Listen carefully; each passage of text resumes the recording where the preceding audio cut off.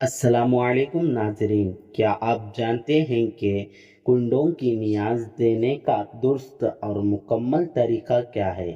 گھر کی صفائی سے لے کر دعاؤں کی قبولیت تک وہ کون سے خاص اعمال ہیں جو آپ کی حاجت کو رب کی بارگاہ میں منظور کروا سکتے ہیں؟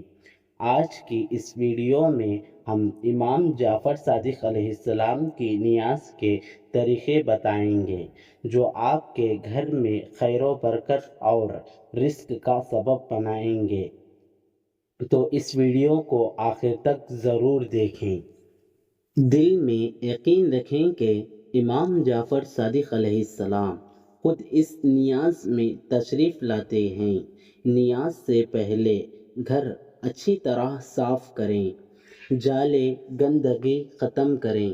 جس کمرے میں نیاز ہوگی اسے پانی سے دھو کر پاک کریں، اس لیے کہ یہ جگہ پاک ہوتی ہے اور فرشتے نازل ہوتے ہیں۔ نیاز اس ایک دن پہلے اور نیاز والے دن گھر میں گوشت یا مچھلی نہ رکھیں۔ کنڈوں کی نیاز صرف فجر کے وقت کی جاتی ہے۔ فجر سے پہلے اٹھیں، وضو کریں، صاف کپڑے پہنیں۔ جب پہلی مرتبہ چولہے کی آگ جلائیں تو 27 مرتبہ پڑھیں اعوذ باللہ من الشیطان الرجیم۔ یہ بہت اہم عمل ہے، اس عمل کو مت چھوڑیں۔ کوئی بھی میٹھی چیز پکائیں جیسے حلوہ، کھیر، شیرنی وغیرہ۔ پکانے کے بعد اسے مٹی کے برتن میں رکھیں۔ یاد رکھیں، یہ نیاز صرف انسان نہیں بلکہ جنات بھی کھاتے ہیں، اس لیے میٹھی چیز بہت اہم ہے۔ نیاز کو قبلہ روح کر رکھیں۔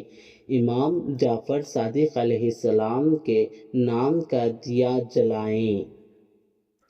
2 رکعت نماز حاجت پڑھیں۔ نماز کے بعد 700 مرتبہ پڑھیں یا امام جعفر صادق علیہ السلام ادرکنی یا نواسائے رسول ادرکنی، پھر دل کھول کر اپنی حاجت اللہ سے مانگیں۔ اگر کوئی امام جعفر صادق علیہ السلام کا معجزہ یا حکایات پڑھیں، سب لوگ باوضو ہوں، خاموشی اور ادب سے سنیں۔ یہ یقین رکھیں کہ امام جعفر صادق علیہ السلام خود دسترخوان پر موجود ہیں۔ معجزہ ختم ہونے کے بعد فوراً دعا مانگیں، اپنی حاجت، گھر والوں کی حاجت، مرحومین کی مغفرت کی دعا مانگیں۔ ناظرین، کنڈوں کی نیاز دل کے یقین سے ہوتی ہے، خلوص سے ہوتی ہے، دکھاوے سے نہیں ہوتی۔ یہ نیاز رزق بڑھاتی ہے، قرض ختم کرتی ہے، اولاد عطا کرتی ہے، گھر دلواتی ہے، رشتوں میں آسانی لاتی ہے۔ اگر ویڈیو فائدہ مند لگی ہو تو لائک کریں، چینل کو سبسکرائب کریں اور دوسروں تک ضرور پہنچائیں۔ ملتے ہیں اگلے ویڈیو میں۔